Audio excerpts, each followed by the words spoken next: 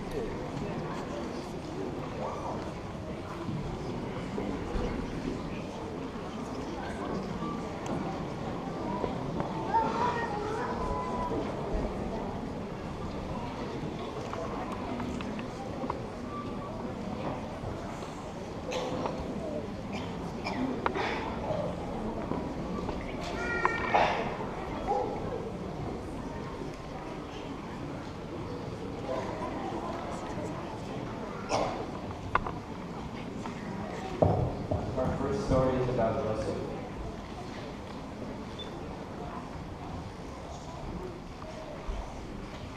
He was a stuck-up, hand-bored, wine-eating toy. At least that's what he thought of him at the time. My brothers never liked me very much. Actually, they never liked me at all. And that's not good when you have 10 older brothers. I was kind of like a human punching bag. He was always failing us, getting us into trouble. What a tattletale. I guess I was Dad's favorite. I mean, he made this really cool jacket for me, and he didn't make my brothers anything at all. And the more I wore that jacket, the more they wanted to rip it off my back.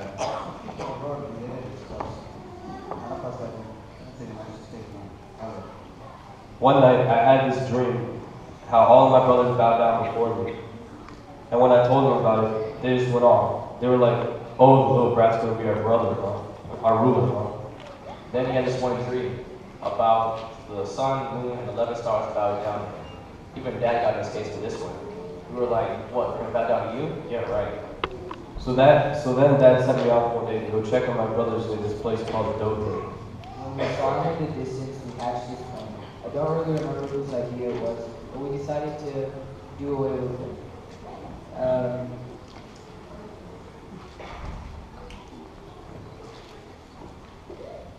As soon as I arrived, they grabbed me, ripped off my jacket, the one that my dad had given me, and threw me into this deep, deep well. Ah! Well, that's smart. At the last minute, Reuben, the oldest brother, talked us out of killing him. We threw him in the pit though, but that's when we saw some traveling slave traders, and I had an idea. I was surprised when my older brother Benjamin, Judah, lowered down this rope and offered to pull me out. Come on, we were just thinking about the whole pit thing, he said, so I grabbed hold. I was the one who suggested it. Don't let him die. Let's make some money off the kid. We can sell him as a slave to those guys. All my brothers went for it. I don't know what hurt worse, knowing they were going to leave me to die in a pit, or the fact that they sold me as a slave. We took that precious jacket of his, dipped it in goat's blood, and told Dad we found something. Then the slave traders led me away. Sure, Dad was sad. He just wouldn't stop crying. I couldn't stop crying. But we thought we'd gotten rid of that dreamer once and for all. And I was on my way to Egypt. Once I got to Egypt, I started working for this guy named Potiphar. The jobs have been really bad for the past few years, but one day we moved there to food and His wife tried making out with me. Yuck. And when I told her no way, she accused me of trying to kiss her when her husband wasn't looking. So then it was off to jail for the next couple of years. Until finally I got invited to the king's throne room to try to figure out a couple of his dreams.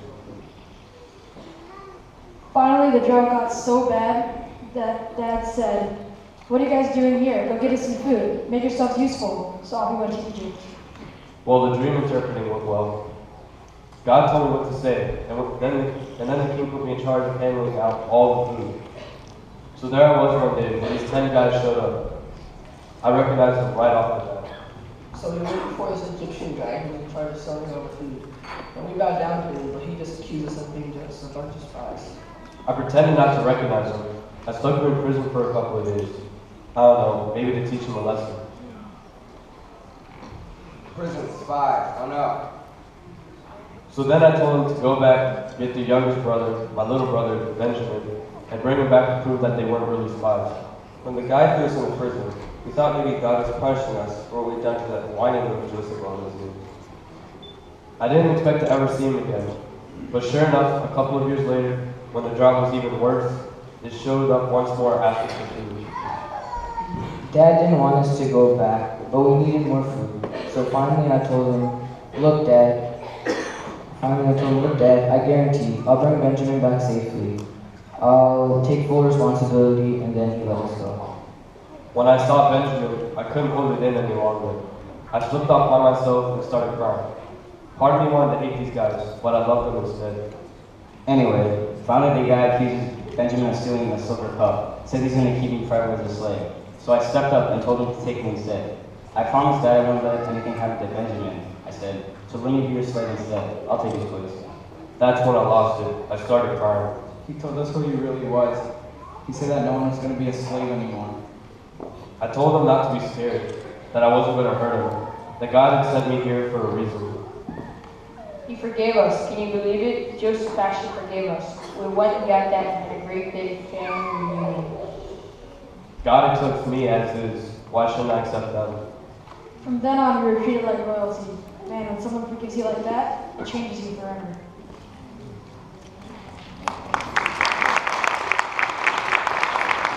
Stay here because our next kid is going to be about creation.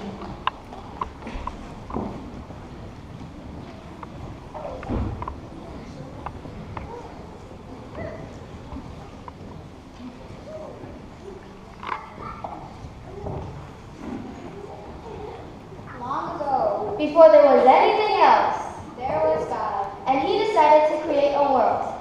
Now, before He made the world, the earth was formed like a great big glob of goo. Right. All gross and disgusting and slimy. Well, something like that. And God said, looks like Play-Doh. I think I'll make a world. No, before He made the world, He said, let there be light. God didn't use a flashlight. Why not? He didn't have to. He could just use his mouth. He used his mouth as a flashlight? No, he used his mouth to say, let there be light. And that's all it took. And he said it. And as he said it, light appeared. And after he made light, God said, let there be light bulbs and flashlights.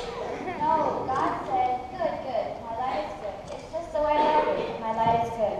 Try it. Good, good. My light is good. It's just the way I like it. My light is good. Okay. Good, good. My light is good. It's just the way I like it. My light is good. That's enough. Good, good. My light is good. It's just the way I like it. My light is good. All right. That's kind of catchy. Thank you. You're welcome. Then God called the light Duracell. No. Everett? He called the light day, and the darkness He called night. Oh. And together, light and night made up one day. Good, good. My day is good. It's just the way I like it. My day is good. On the second day, God pulled some water up and some water down, and He called this space. Did you say water? Yes. Oh. And He called the place where the waters were the squirt gun. No, He called the space between them the sky. And God said, good, good. My sky is good. It's just the way I like it. My sky is good. Right, and on the third day, God said, let's see some oceans. And He gathered all the waters together from different places to create seas and rivers and oceans. But not squirt guns. Too bad. Did He make lakes and puddles and streams? Yes. Brooks and ponds and icebergs? Estuaries, viaducts, and marshland? Did God make waves? Well, yeah, I guess so. Did He make a splash? Yeah. And surfboards? He did not make surfboards. Oh, too bad. But He did make land, and He also made all kinds of plants and trees and flowers. Good, good, my plants are good. They're just the way I like it. My plants are good. Then, on the fourth day, God made the sun and the moon and the stars and the planets in the sky.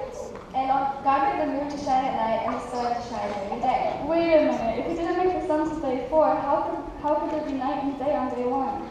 Well, remember, He already had light and darkness. He knew what it did was, he just hadn't put the light in the sun or star yet. But how could that be? How could he do that? He's God. Oh yeah, right. Good, good, my stars are good. They're just the way I like it. My stars are good.